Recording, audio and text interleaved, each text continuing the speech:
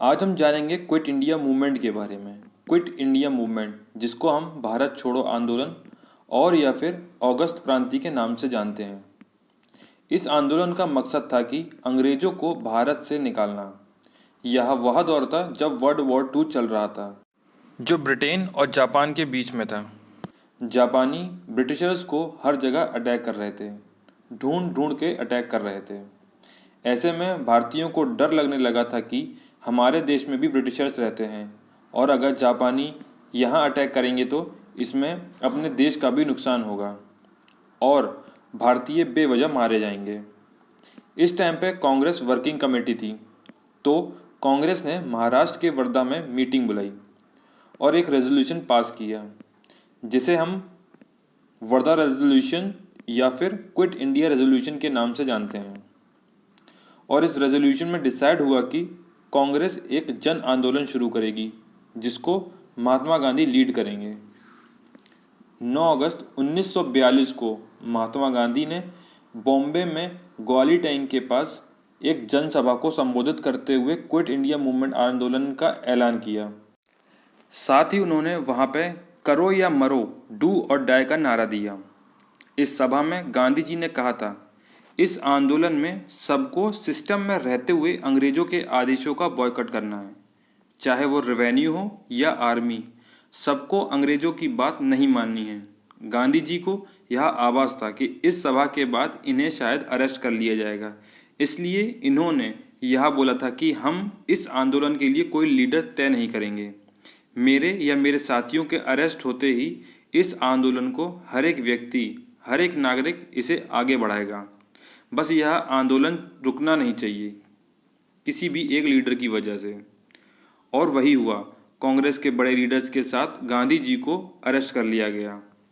लेकिन भारतीय नागरिकों ने इस आंदोलन को संभाला, ब्रिटिशर्स का जमकर बहिष्कार किया, जिसके साथ यह आंदोलन हिंसक हो गया। भारतीयों ने अंग्रेजों की बिल्डिंग, ऑफिस तोड़ना शुरू कर दिए, उनके झंडों की जगह अपने झंडे लगाना शुरू कर दिए। अंग्रेजों ऑफिसर्स को मारना पीटना शुरू कर दिया। लेकिन अंग्रेज भी शांत नहीं बैठने। उन्होंने भी दिसंबर 1942 तक 1 लाख लोगों को अरेस्ट कर लिया और 10,000 के आसपास लोगों को मार दिया था।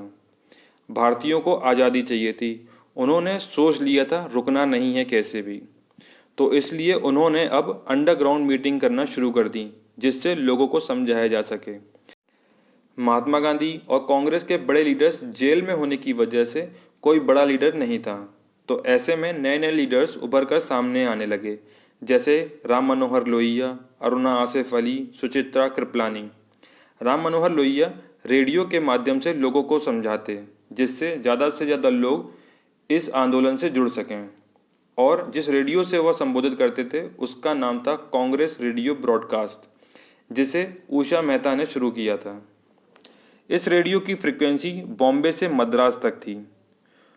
वहीं कुछ लोग थे जो इस मूवमेंट को सपोर्ट नहीं कर रहे थे, जैसे हिंदू सभा, मुस्लिम लीग, सी राजा गोपालाचार्य। सी राजा गोपालाचार्य कांग्रेस के ही लीडर थे, पर उन्होंने इस मूवमेंट को सपोर्ट नहीं किया और कांग्रेस से रिजाइन कर दिया। मुस्लिम लीग की सपोर्ट ना करने की वजह यह थी कि उसे पता था कि अंग्रेजों के यहाँ से चले जाने के बाद उनका पाकिस्तान नहीं बन पाएगा। ब्रिटिशर्स ने गांधी जी के 2 न्यूज़पेपर बंद करा दिए थे, जिनका नाम हरिजन और नेशनल हेराल्ड था।